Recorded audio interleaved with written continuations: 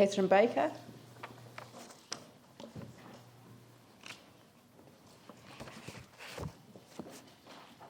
$115, sorry. I was just going to keep that to myself.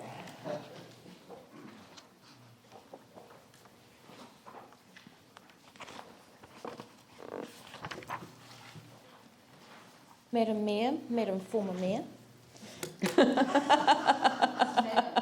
Yeah, Madam. City councillors, community board members. I vented a bit on my submission. Sorry. And Leanne, I'm terribly sorry if people have been getting at you. We know your heart is in the east, and I personally appreciate everything that you do or try to do for us. And I think probably most of the people in New Brighton do too. Thank you. So, thank you. I much appreciate this opportunity to speak today and apologise for my husband, Ken Baker, who is on location photographing today, so he can't be here. I kind of want to look at the international potential of the coastline and Brighton and the estuary areas. So this is more a positive submission than a negative one. The council has a lot that it has to deal with, and we appreciate that you have very difficult budgets. So Ken and I have come up with a small solution for part of our area. We have lived in Keys Road, North New Brighton for 13 years. Until we moved here, we didn't appreciate the uniqueness of the area. We're passionate about it. It is absolutely stunning. Thank you also for informing me that you've had discussions with the Rafferty golf course and that at this stage may not close. Very much appreciate that. It is our understanding this is the only links course in Christchurch and also the only 18-hole public course. It'll become a wonderful asset for the new high schools too. We live over the road from Rafferty Golf Course and Domain Park. We're often woken in the early morning by the thwack of golf clubs on golf balls, and know it is a much loved and used facility. Apparently it has lost money, but perhaps that is more to do with management than the number of people who have been using the course and not paying the fees. Since we moved over the road from Rafferty Domain, we've watched its deterioration over the last 13 years. The earthquakes can't be blamed for this because there was very little damaged course to it. Trees have been removed but have not been replaced with younger ones, and basically it has been left to rot by the council. Toilets have not been cleaned on a regular basis, toilet paper has not been replaced, nor has there been any liquid soap. I haven't checked recently to see if this has improved, but in the Domain area there is a picnic table, a child's playground, and these toilets, and they're the only toilets that they can use. I used to take my grandchildren to the toilet behind the bushes because I certainly wouldn't let them go anywhere near the toilets because they smelled and were really quite disgusting. My husband and I are keen to upgrade and beautify Rafferty with new plantings and have spoken to locals who are really enthusiastic about our idea and who would be keen to help. We would like to form a Guardians of Rafferty Domain to beautify the area and form an alliance with the council whereby we supply the labour for the upkeep of the garden plots and the council supplies the irrigation scheme and the mowing. This beautification could also extend to the golf course as well. We're quite happy to leave the emergency housing there because I know there's been discussion about building some social housing. Well, that housing is already there. We have thought that perhaps if fruit trees were planted around the outsides of these houses, it would make it a much, much nicer environment for the people who are living there at the moment. And then perhaps once the emergency housing is no longer needed, then that could be perhaps a social housing area because everything's there. You may not be aware, but bees have disappeared from our area because there are very few flowering shrubs or flowers. Most of the plantings over the years have been natives. For flaxes and grasses, and many natives do not attract the bees. Locals who grow vegetables and fruit have had difficulty this year because the bees didn't arrive in the numbers to fertilise the fruit trees and vegetables like beans and peas. There are thousands of camellias and rhododendrons, roses and other flowering shrubs in the red zone, so we hope Sarah would allow us to transfer a few of them into some beautifying garden beds. There is a free supply of horse manure at the Pony Club in Travis Road. We envisage it to be a little like Aberley Park, where families can come and picnic and spend time. By doing this, Rafferty would become a welcoming, friendly place to picnic or have a wedding. If you build a little gazebo, it could be a revenue earner for the council if weddings were held there. The flowers would also provide nectar for the monarchs who winter over in Rafferty. There is huge passion and pride in the people who live along the east coastline.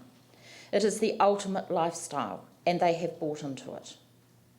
There is a wonderful sense of community that you don't get anywhere else in the city. The majority of the residents are owner-occupiers. They love living in the east for that lifestyle, but for those who live on the other side, the east is actually warmer, so the easterly doesn't affect us as much as it does you.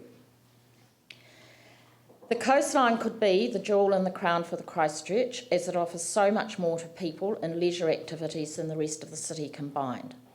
It could become a fantastic environmental tourist destination, especially if combined with the Avon Walk and the red zone green space, and perhaps we could partnership somehow with Ngaitahu. I walk on the beach regularly and speak to people who are walking. I always ask them if they are locals. There are walkers from Spraydon, Shirley, Burnside, Riccarton, Fendleton, Waltham, Papanui, Redwood, Cashmere, Bowenvale Valley who bring their dogs here. And even a walking group from Sumner who come to our beaches because they don't have the expansive beach for walking that we have. None of them can understand why the council has allowed the deterioration of our area. But more to the point, I've kept a tally over the last month of internationals. It has amazed me. Sydney, Perth, Adelaide, London, Liverpool, California, Texas, Sweden, Germany, Belgium, Canada, New York, South Africa, France, Korea, Japan, India. They love the unspoiled expanse of beach and dunes. I tell them about the salt marshes, the spit and the estuary and the Travis wetlands, which they know nothing about and want to go and see. I tell them about the godwits, which fly from Alaska every year, and they are amazed. They look in wonder at our paradise, for that is what they call it. Where is the Tourism Information Centre? There isn't one. I send people to the library, but that information is limited there. It beggars belief that the council has ignored this incredibly natural, rich area for so long and let it rot. Sumner is getting double spent on it in the LTP, well, apparently from my statistics here, where we have 3 times the population and you have nearly 4 times the rate take from our New Brighton area than you do from the Sumner Monks Bay area. This discrepancy I don't really think is fair. I don't get it. I simply don't understand the attitude that has been in the council for years and years and years. There is so much tourism potential here for the natural and eco-environmental areas. There are not many cities left where the coastline is in its natural form and hasn't been tampered with. Like the rest of the city, we pay rates. It is time they were spent in our area. I plead with you to take off your blinkers and look at this amazing asset that we have. And I beg you to start to remedy the dereliction of duty that you have displayed for so long. Thank you. Thank you. That was a right royal telling off. Well, I think there were some positive things in there too. Yes, no, there was. And, I think that sometimes it's not helpful to look at how much is on a budget after an earthquake when, an area's lost a lot of facilities. Like someone have lost their library, they lost their, so they've lost council facilities. Yes. Our library stood up very well, and now I found out it that Jason Mill's one of the reasons why it Yes. did. So, I think that sometimes it's not helpful to make comparisons with other areas in that regard. But you started off with a passion about and a description about what you could do to bring the bees back, for example, and you referenced which park is it in your area? Eberley Park. Yeah, Eberley Park. Now that's a local community group that have taken that over. That would you be interested? That's in, what we want to do. Bringing together a group that would actually do that. Yeah, that's what we want to do. Right. I've spoken to lots of locals, and they go, "Yay, that's fantastic." Esteperium, they have the elder network. They've got a massive network of people there. There are people who are living in smaller houses now because they've got older, who would probably love to do a bit of gardening. We want to make it into a really beautiful area. It could just be beautiful for people to be able to picnic, have some picnic tables. It would be lovely if there could be like a barbecue area there I said that to the chief executive. I said in Australia they have coin-operated barbecue units, Yeah.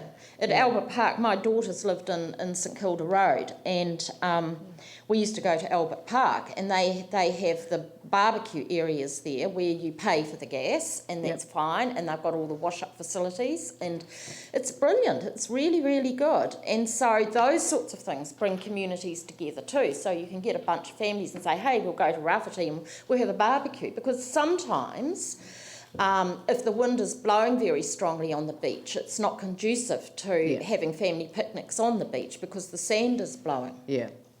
Look, I'm actually just going to take your submission as an offer.